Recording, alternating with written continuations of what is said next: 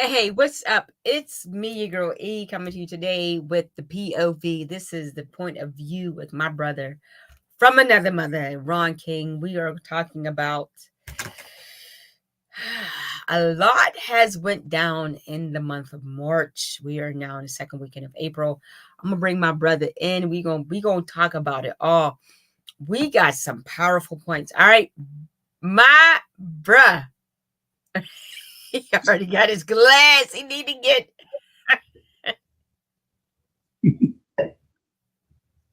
Peace. what's Peace. Peace. Peace.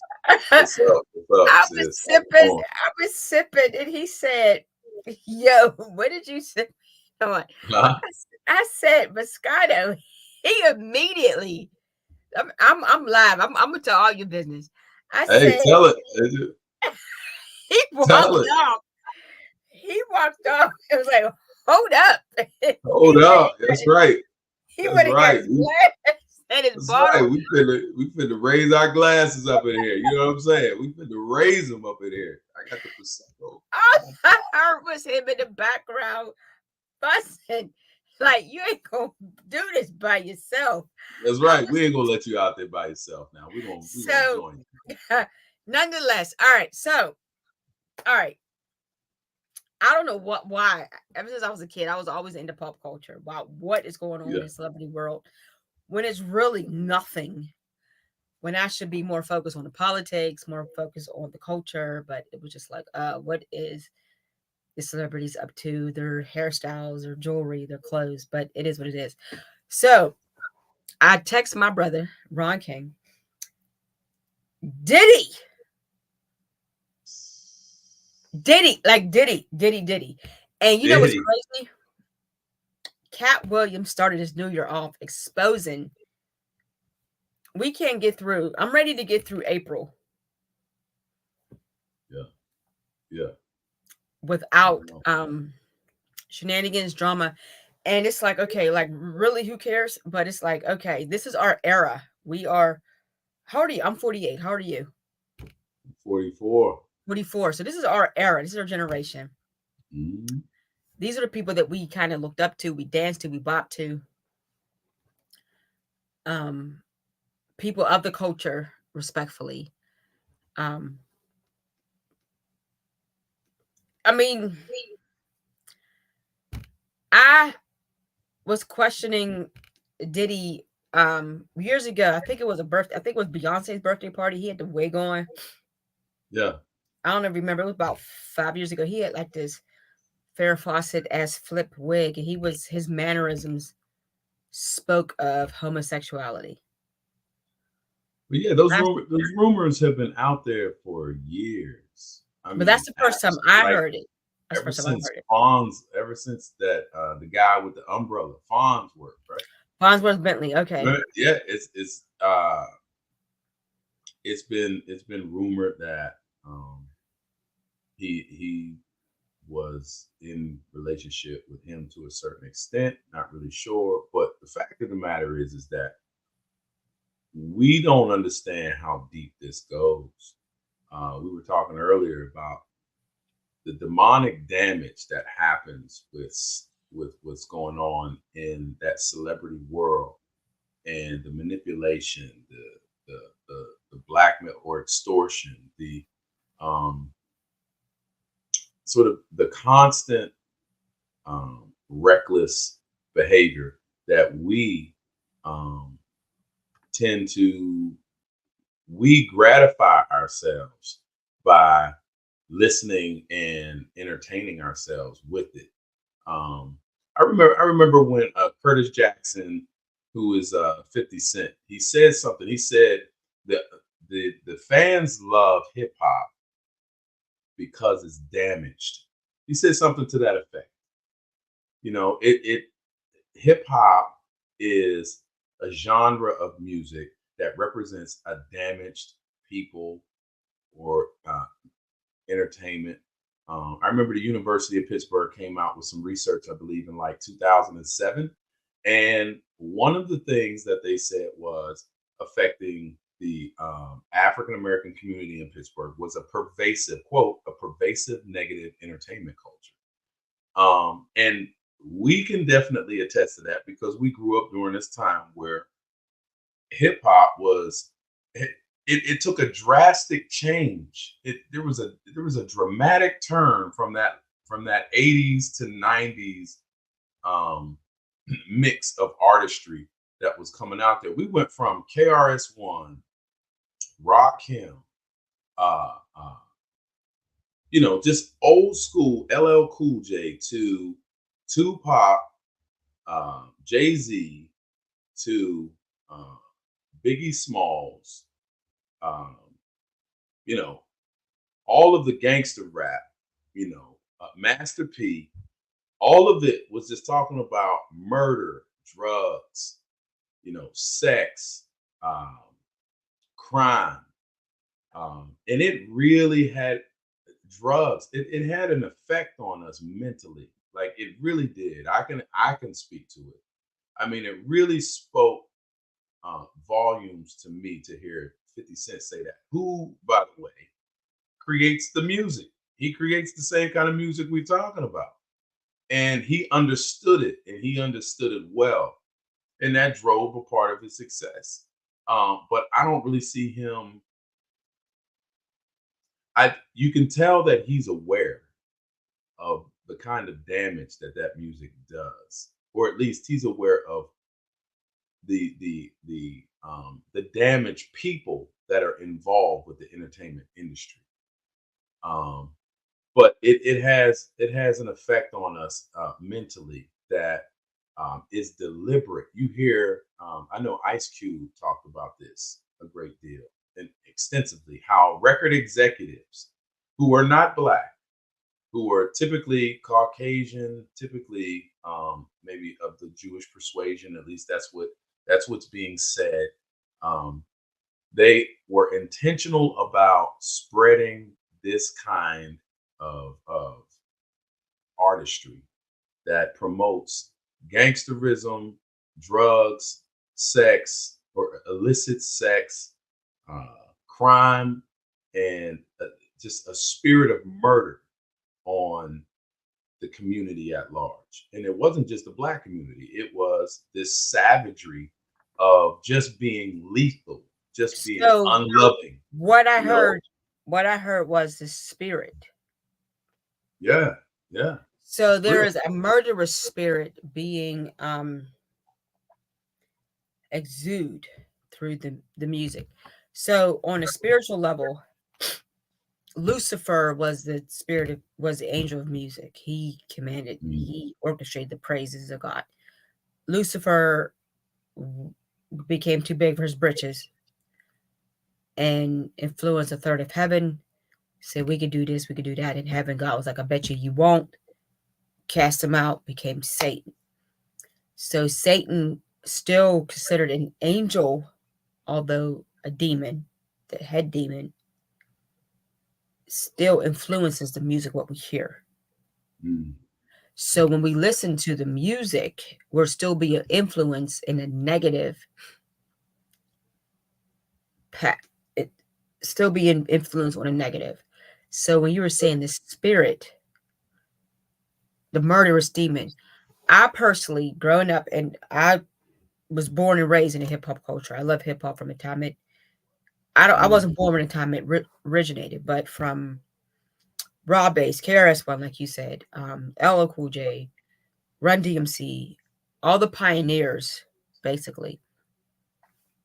So I stopped listening really to hip hop maybe early 2000s. Like it's not the same. It's not the same yeah, because to me as a author, as a writer, I need to hear a composition. I need to hear a flow. You're just talking about your money, your girls, whatever. I'm saying music has had such a powerful influence that it's forcing you to commit a crime such as gangster rap. Music has such an influence that's forcing you to misogynize women. Music has an influence that is forcing even us black women to lower our standards and how mm. people are to view us. But I think the one aspect of that argument that I don't think we shed enough light on is how it demeans the men. It demeans the Like men because like we it, don't talk it's, about that aspect. We focus on the women, but it really just degrades the whole culture, men and women all together. it Reason definitely does, but being, you don't hear women. I'll kill this man for staring at me wrong, for stepping on my shoes, But or for do women for rappers, do women lying or saying something. do women hip hop artists, and I could be wrong. Do women hip hop artists say they're going to take control of the man? Yeah, I think they do. And so But are they they're gonna saying that? Like, manipulate. They're gonna yeah. They over sexualize themselves. They feed a man's unhealthy sexual appetite through the so they're saying lyrics it in a that metaphorically way. they tell. No, not even metaphoric. They just straightforward. I mean, we're gonna do this to. I mean, like Little Kim, Cardi B, uh, uh, Foxy Brown. I mean, they went like MC Light. MC Light was and Queen Latifah. We went from Queen Latifah. I mean, MC Light was kind of, she was she was kind of both sides of that. She kind of represents that bridge, if you will, into that Little Kim era, due to some of her lyrics. But Queen Latifah, you talking about Roxanne Shante, you talking about Rakim, you talking about all of these different um, artists in the late 80s into the early 90s that were talking about topics to uplift the community. They were not talking about how to degrade and destroy the community. Matter of fact, self-destruction, you're headed for stuff. Like, I mean, all of those different aspects of the artistry within hip hop did not degrade and devalue women and men the same. Now, with the new age as it ushered into the 90s, you saw that transition with gangster rap with NWA and the Ice South T. kind of takes over with UGK, and you got these different the Ghetto Boys, you got different aspects of the music that really just works to degrade men and women because they speak of things. I'm gonna take this other man's life for little to for very little. I'm gonna take this man's life because he looked at me wrong again, stepped on my shoe, he interfered with my. I'm gonna do harm to this person, or I am going to have sex with this person, for very little in exchange for very. I'm gonna devalue myself by harming another person or doing something that just really doesn't even make sense. It feeds our lust, it feeds our desires, and to be quite honest, I'm just as much as guilty as that as the next man or woman. You know what I mean? Well, I definitely know I'm Because guilty it because of the influenced me lifestyle in that that way. I mean, that's just the truth of the matter.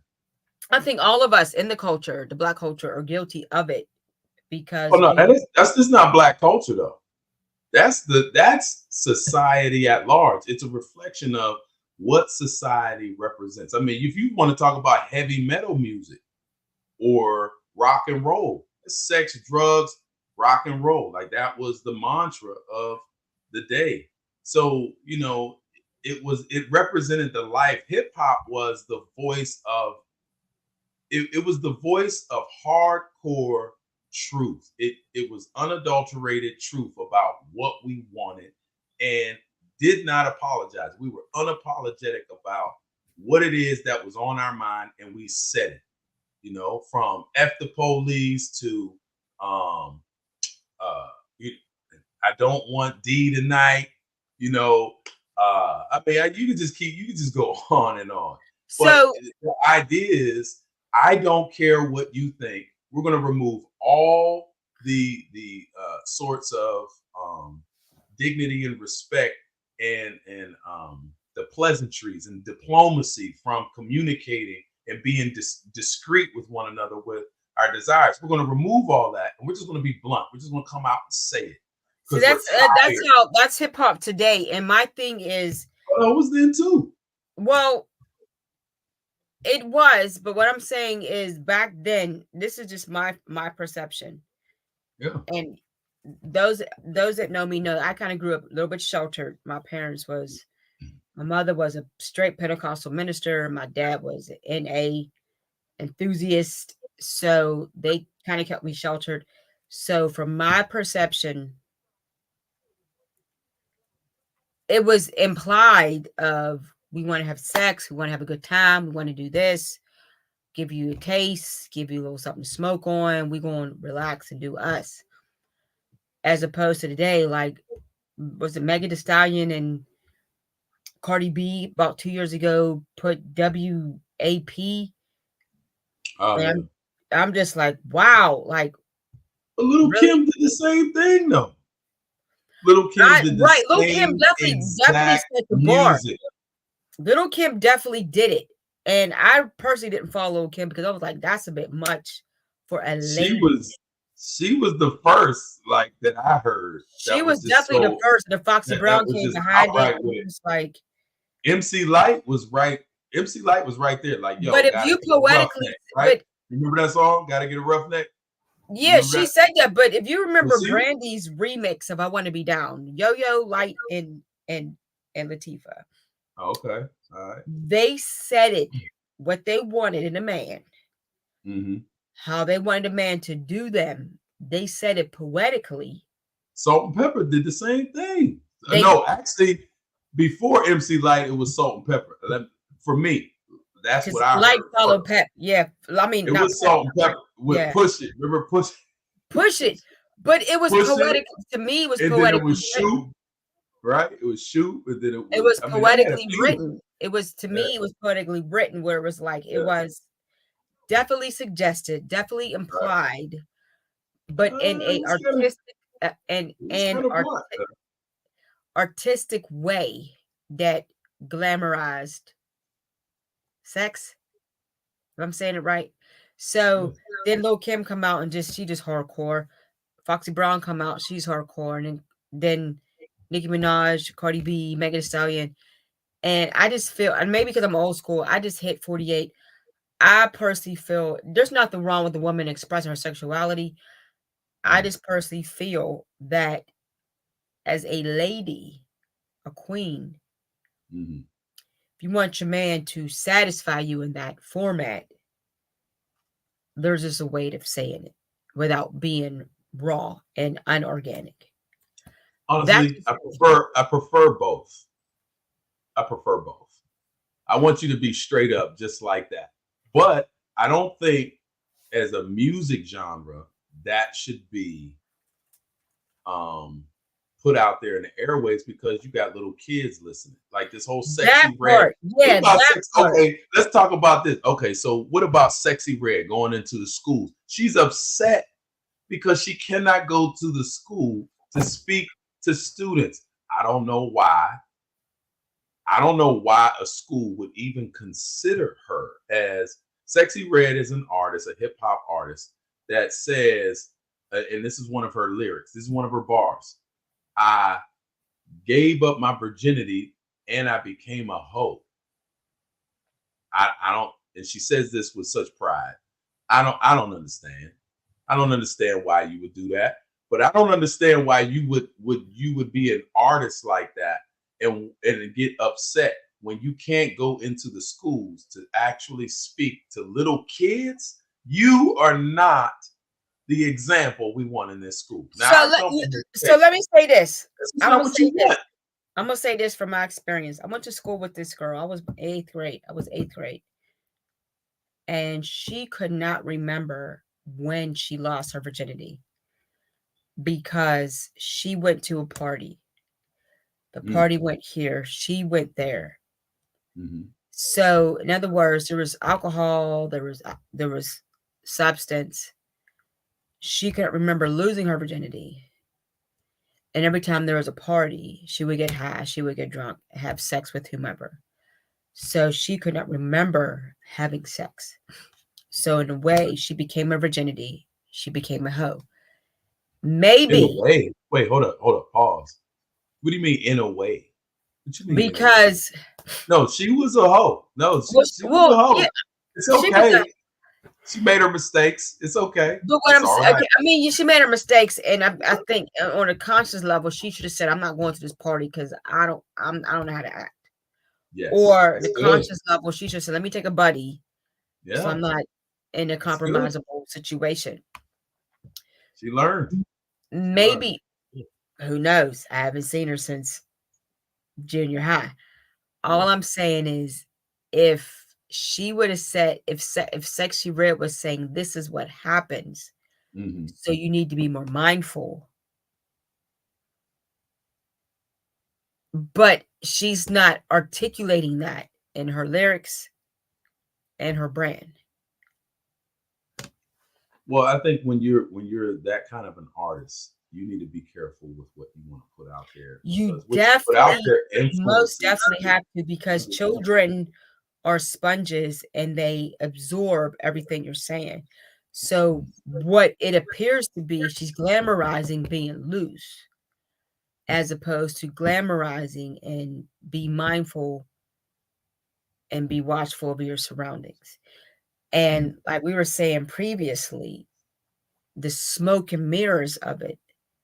We see the gold, we see the glitter, we see the glamour, but we don't know what goes behind it. I have made it very known from the time my daughter was 8 years old. She had her first birthday party, 8 years old, up until she was what, 13. I called them Diddy parties because it was an epic party. We would have the girls over because it was a girls' party, it was a sleepover. Mhm. I would have party favors. We had pizza, we had soda, we had cake, we had candy. They partied all night long. My daughter was happy. To me, from what society allowed us to see, what the media allowed us to see, was just was a epic networking party, glamorous party, like Diddy used to do the white parties, right? Every year for my child was a themed birthday party. The first year was eighth, when she was 8. It was a winter wonderland party. The Mhm. next year was her turning 9. So she got 9 gifts leading from her birth date until from December. My daughter's born in December. So from December 1st to her actual birthday was 9 gifts. It was Mhm. sporadic. She got them first thing in the morning she woke up, or she got it last thing before she went to bed. She would come home to a gift. When she turned 10, it was the cookies going to the school with her age, her name. It was branded. It was it was epic. When she turned 11, her birthday's on the 11th of the month. It was 11 days to her, so we did 11 things. When she turned 12, it was the 12th month, number 12. We did the jewelry party. It was an epic party. Nothing risque, nothing crazy, but I called them Diddy parties. And then So what about the Diddy? Why'd you call them Diddy parties? because what the media showed me was Puff Daddy, P. Diddy, whatever he wants to be called himself, he would throw these epic parties and we just partying. We just having a good time. Mhm. So what I took it as, I was a single parent. And for the first 7 years of life, my daughter never had a birthday party. When she turned 8, we gonna turn up. Every year we gonna turn up.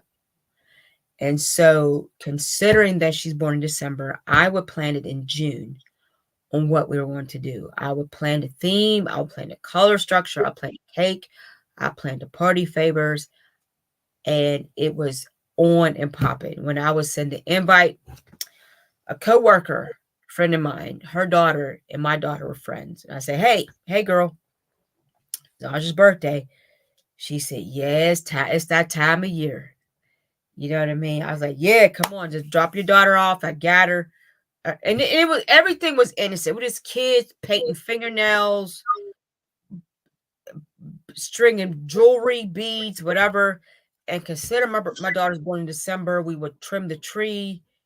It was, All of these references to the party is giving me different meanings when I think of a Diddy party.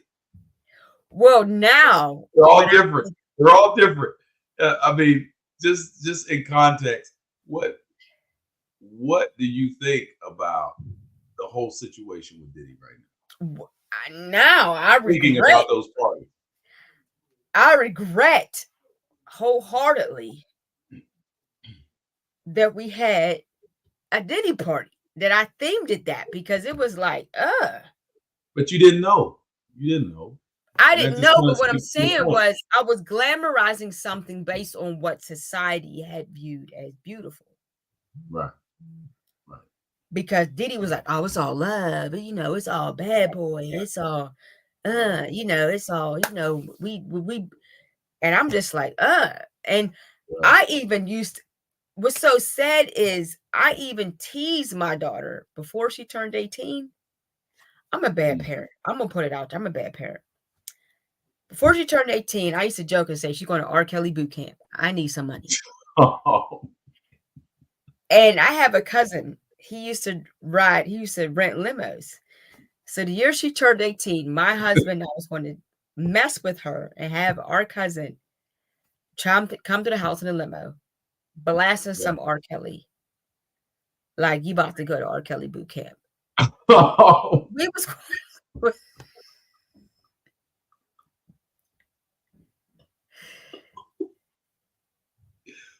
Oh man, R. Kelly boot camp. But I didn't know. I mean, oh, so you didn't? Oh, okay. So this was all innocent. Like you didn't know, like what was R. Kelly? I knew he liked them young. I didn't know he wanted them underage. So you was gonna be one of the parents. You gonna be one of the parents. Like, I'll take 250,000, Robert. But I'm thinking you can have Aja for $250,000, and I'll take thinking he wanted them 18 on whatever and 19. I'm thinking he wanted them 18 and 19, not 13 and 14. Oh, you're right. Okay. Right. So I would jokingly say, especially like the last, I'm such a bad. Oh, I'm a bad parent. I'm surprised she didn't put me in Shady Pies right now. I would say you about to get up out of here. Uncle Aura is about to come get Uncle Aura. Like, Aura. Remember the awakening? Remember the awakening? Yeah, Uncle Aura is coming. He's coming. And Greg and I were like, let's talk to your cousin and just come to the house in his limo. Messing with her.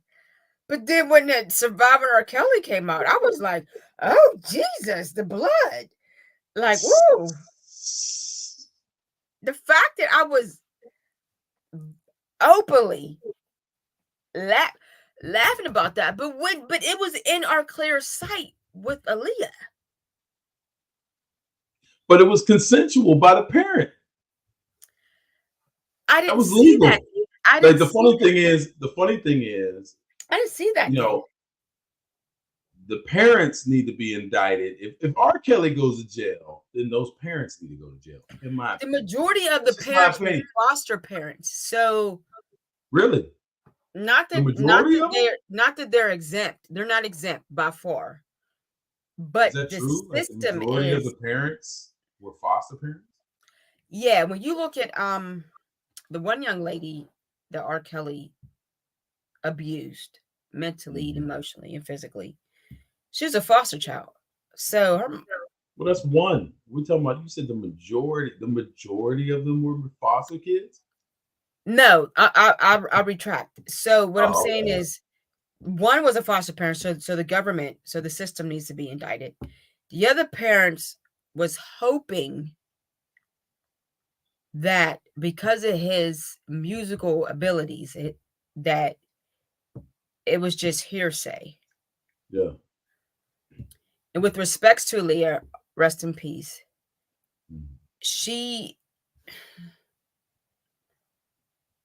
was fast and did her. I perceived that she went off and got married without her parents' consent. Her parents annulled it. This is what my perception was because of her lyrics. When I was growing up listening to like Aaliyah, Brandy, Monica, they were all in the same age group. Right. I didn't particularly follow Aaliyah because she was a little bit too grown for me. She's talk about something and I'm not. She's a little bit too much. Really? Yeah, growing up.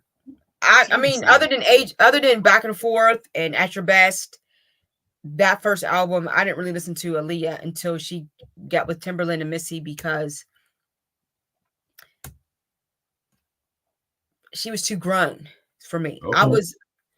And Brandy was cute. I Want to Be Down. Monica was even too grown. Just one of them days. You know what I mean? She was 14 talking about, um, before you walk out of my life, like, you're 14. What are you talking about? Well, So, you can argue that with Michael Jackson. Michael Jackson singing these grown love songs well, as a kid. again, that Jackson 5 era was before my time. So I didn't really Yeah. catch it until about 10, 15 years. I'm like, wow, Smokey Yeah. Robinson joke to say he sang my song better than me. So, but I didn't really listen to that music. I mean, Monica is a pioneer. Brandy is the epitome. Aaliyah is that chick. But what I'm saying is, when they talked about the subject as a writer, and I'm gonna speak as a writer, as an author, when you're talking about something that's beyond my comprehension as a young lady, I didn't follow because as a young lady, I'm not there. I'm technically older than all the ladies. I'm like 3, 4 years older than all the ladies. And if they were talking about this when they were the age of 14, 15, 16, and I'm 19, 20, and not emotionally, mentally mature to even deal with that type of subject, I didn't go there. That's interesting because it still speaks to the influence that younger kids have on older people when they are given a platform, which speaks to the power of platforms and the influence that you have, which means that you should be that much more um, considerate of the kinds of things that you say when given that platform. You need to be careful because people are listening to you and people are following after your actions. And when you have individuals that control the platform and and as gatekeepers, if you will, and they want a specific messaging to go out on these platforms, knowing the damage that it will do to the psyches of the listeners and the consumers of the music or the art. That speaks to what you would call like propaganda. That speaks to a war based tactic that is used to destroy a society from within. And that is something that we have to look at when we discuss these different artists that are they're getting the bag, but they're doing it at a critical cost.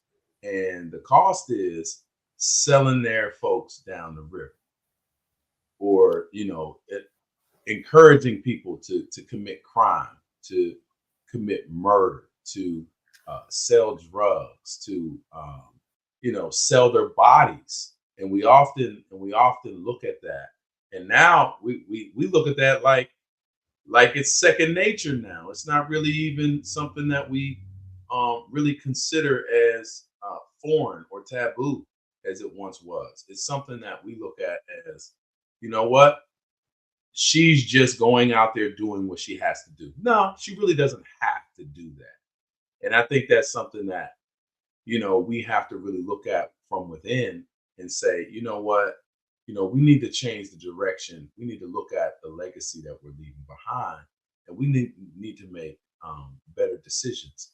But if you're stuck in a critical place, you grew up in poverty, you're looking for a way out, you love music, this is what you want to do, and that's the only way you get to do it, that I understand that challenge too.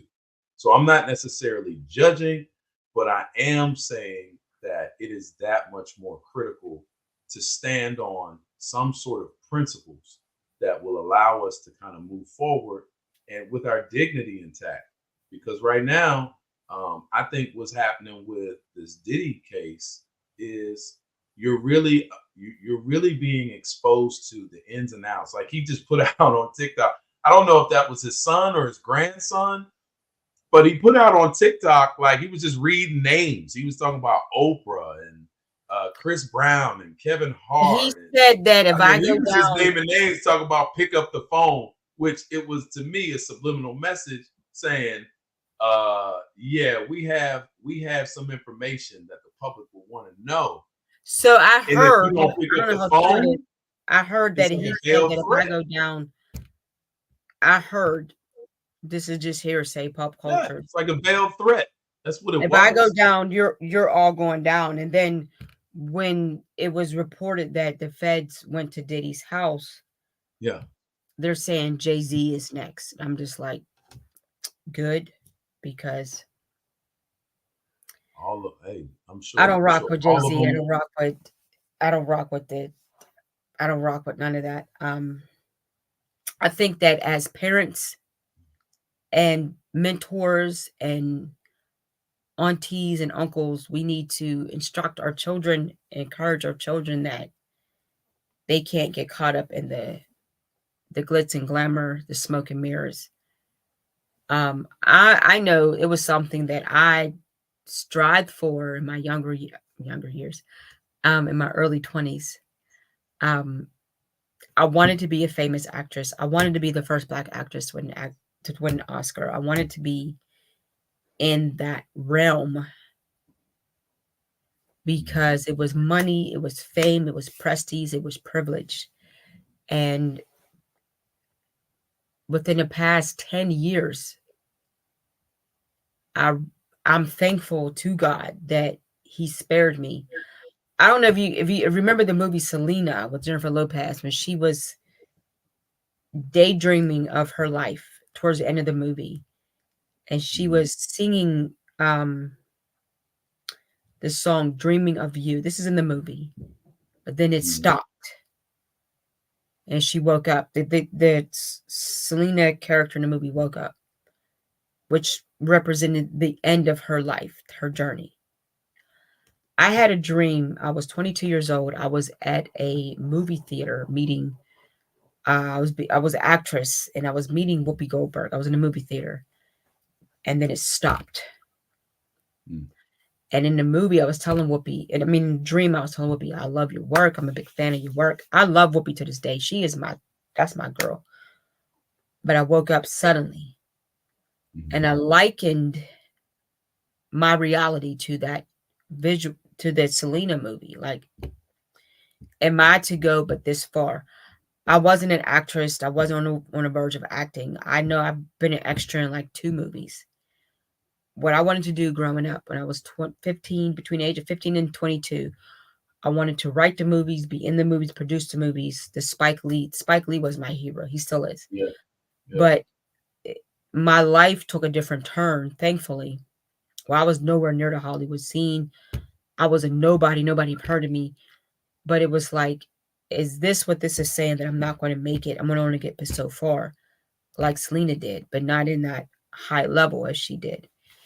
And I'm thankful to this day that I didn't get to see, taste, or smell all the shenanigans and compromise of what the people that we follow on Instagram and social media have experienced. Like, the Kardashians, respectfully, is a guilty pleasure. I like the glamour, I like the drama, I like the bull, I like it's just a guilty pleasure. But we all know that Kris Jenner pimped her daughters out for the sake of fame. And my thing was, what does it profit a man that gains the world but loses his soul? And then put Christ on it to justify that we're believers. And with all that is going on with the Diddy situation, because I think I'm a little bit more disappointed and hurt, because I love Diddy from the Bad Boys. I was East Coast, West Coast, all that. I mean, this is the era we come from. Tupac fan, but when it came to Diddy, it was a you know how he used to be in a video, jamming, partying, everything was a party and everything was a dance. Yeah. One of my friends at work, All in the videos. yeah, you know what I mean? Somebody said it to me at work. She said to me, "You stay with the Diddy Bop because I'm all about, yeah, take that, take that." You know what I mean? And it's so disheartening to know that one of ours compromised his integrity for the sake of riches. But a lot of them are doing that.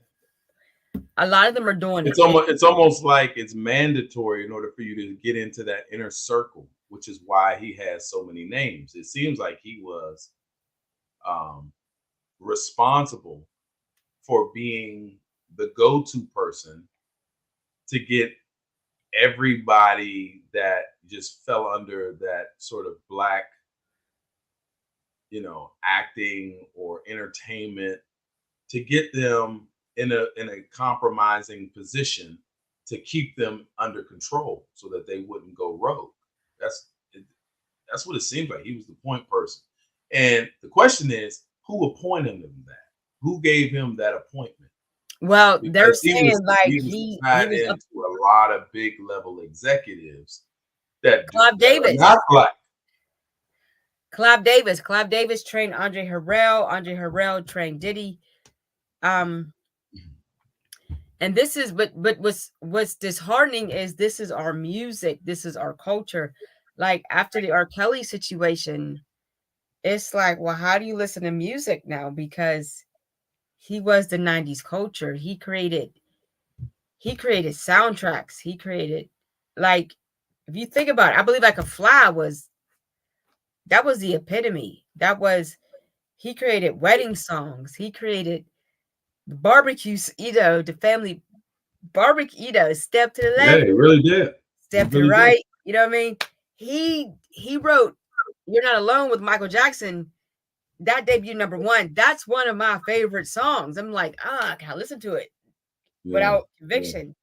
Um, he created, he wrote so many songs that we don't even know about. So it's like, how do we listen to our music without feeling the conviction because of the intent that it was written in?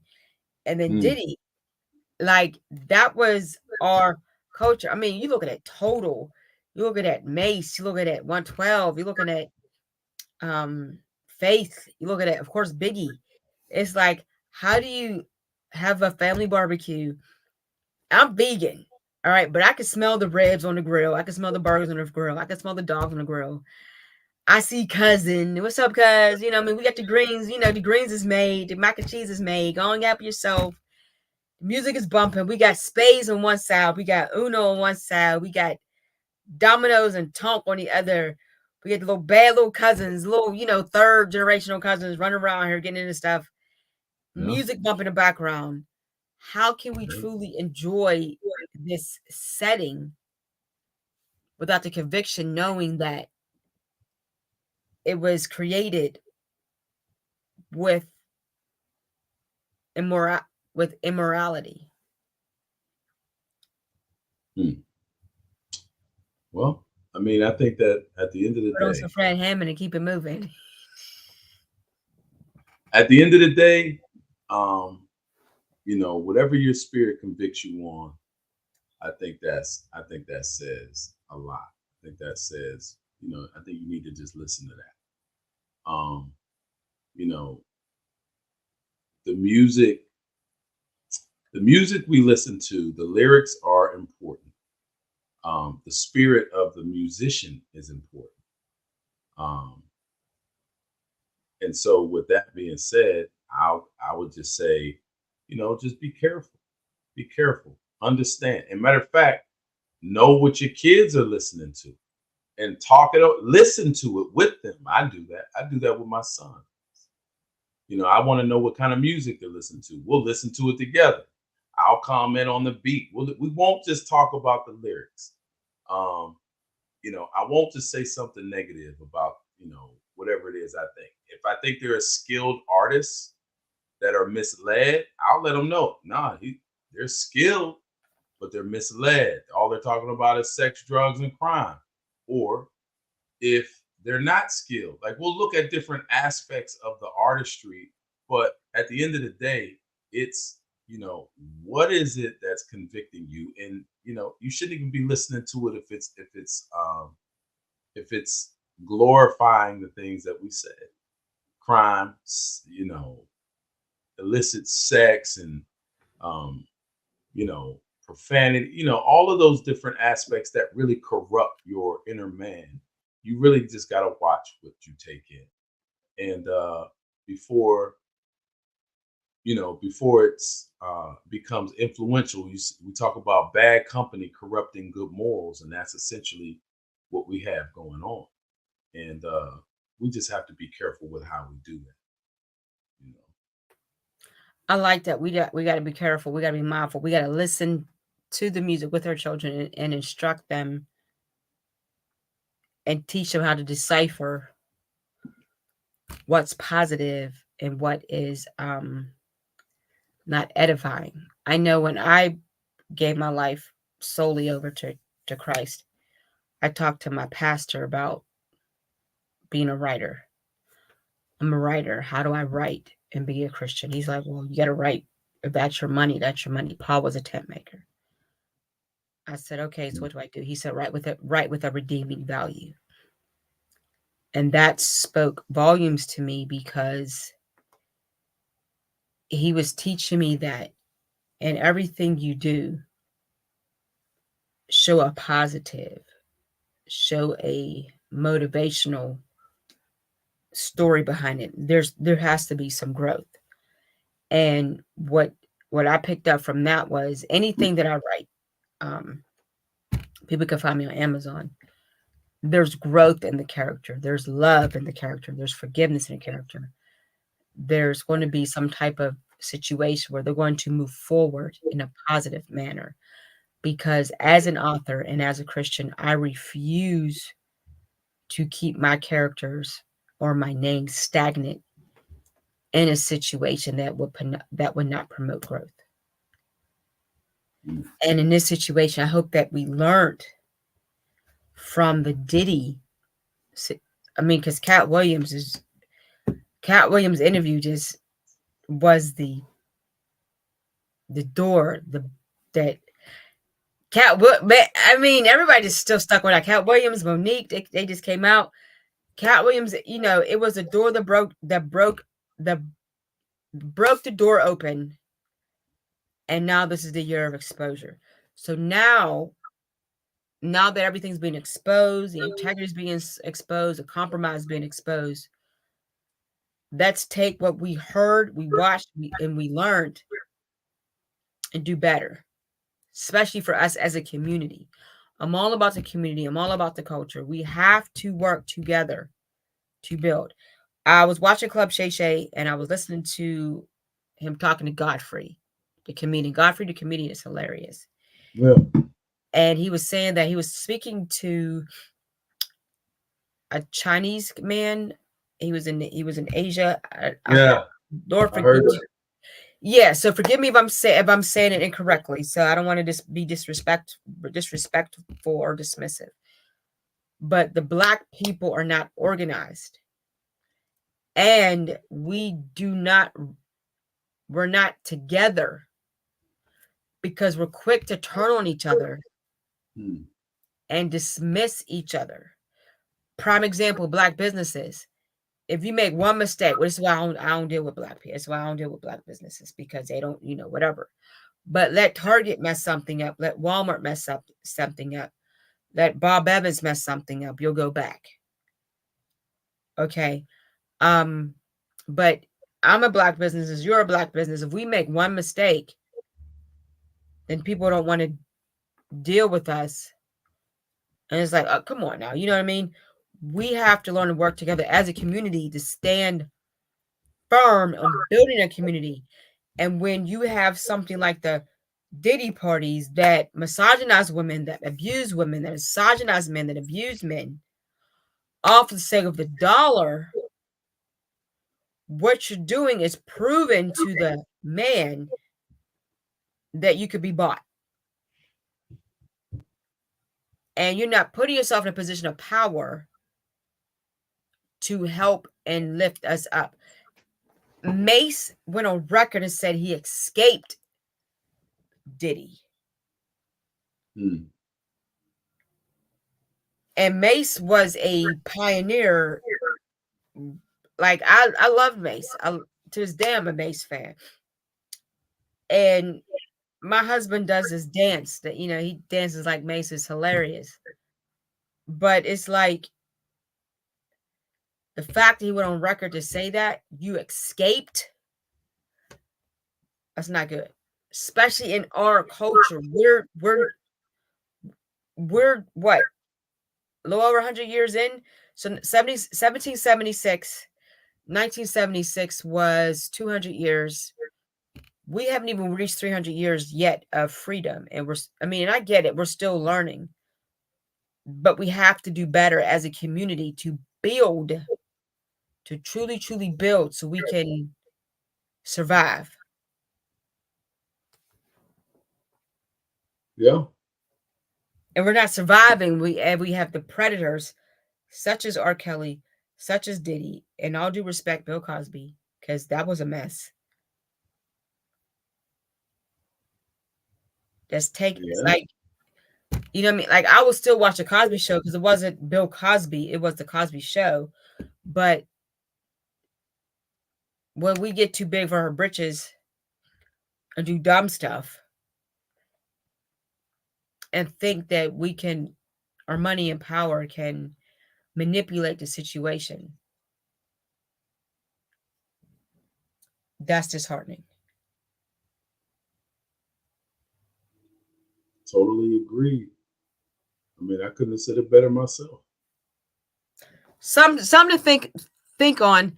So as we wrap up, give me a final, Ron. I mean, it's hard to follow that. It's bad company corrupts good morals. There you I go. think that's the bottom line. And I think that we underestimate the company that we keep, thinking that it doesn't have any kind of influence on us, but it does. We see what people do, and we allow ourselves to expose we expose ourselves to their behavior, thinking it doesn't have an effect on us, but it does. And music is no different. It's company that we keep. It affects how we think. It affects how we view certain things. It resonates with us for a reason. And that's not just, we're not just talking about, a particular ethnicity or group or culture. We're talking about everyone. It really does have an influence on what we say and do and how we respond in certain situations. So, I think the lesson to take away from what we've learned over the years in the music industry, particularly in this case with Diddy, is that you know um, we have to be careful in accepting gifts, uh, accepting invitations, because we do not know the cost that is associated with that gift, with those invitations. And furthermore, it tells us that if we accept a gift, it does not mean this person is our friend, and it certainly doesn't mean that they love us.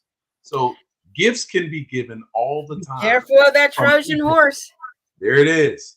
So you never know what somebody's ulterior motive is until they say it, and they can't control their tongue, because out of the abundance of the heart flows the issues of life. So they're going to tell you, you just got to listen. That's all. And when you hear it, believe that the actions will follow. It may not follow immediately, but it will follow. And ultimately, we just got to keep in our back of our minds. Don't accept everything that's given or offered. And bad company corrupts good morals, as well as they will tell us what they're thinking and feeling and what they're going to do, what their motives are. We just have to sit there and listen. All That's right. my That is peace. POV, family. All right. Have a good one. See you next month.